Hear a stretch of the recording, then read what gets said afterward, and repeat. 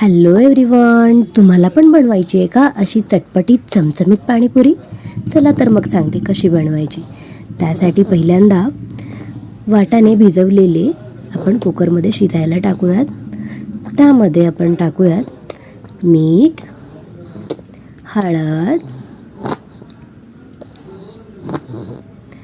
आणि आता त्यामध्ये टाकूयात थोडंसं तेल आणि आता टाकूयात पाणी.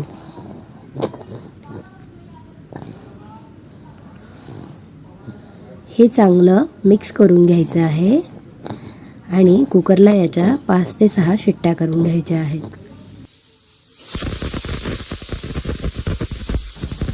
अशा प्रकारे आपला रगडा तयार आहे. आता आपण तिखट पाणी बघूयात. त्यासाठी आलं, लसूण, हिरव्या मिरची, त्यामध्येच कोथिंबीर भरपूर अशी आणि खूप सारा पुदिना घ्यायचा आहे. त्यामध्ये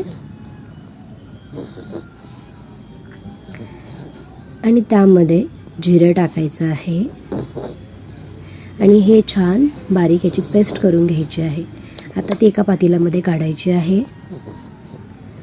त्यामध्ये पाणी टाकून घ्यायचं आहे आपल्याला हवं आहे तेवढं.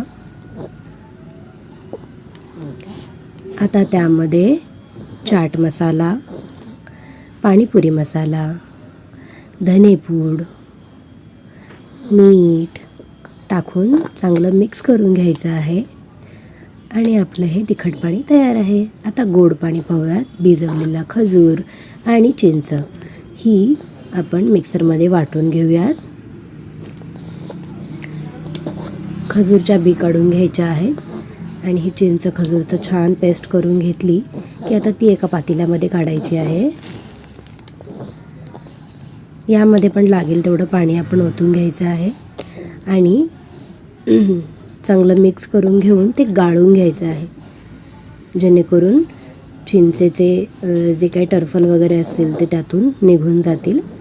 आणि त्यामध्ये आता गूळ मिक्स करायचा आहे आपल्याला लागेल तेवढा आणि ह्याला थोडंसं गरम करून घ्यायचं आहे, जेणेकरून तो गूळ मेल्ट होईल. तर अशा पद्धतीने आपलं गोड पाणी पण तयार आहे. अशा प्रकारे आपली पाणीपुरी रेडी आहे खाण्यासाठी.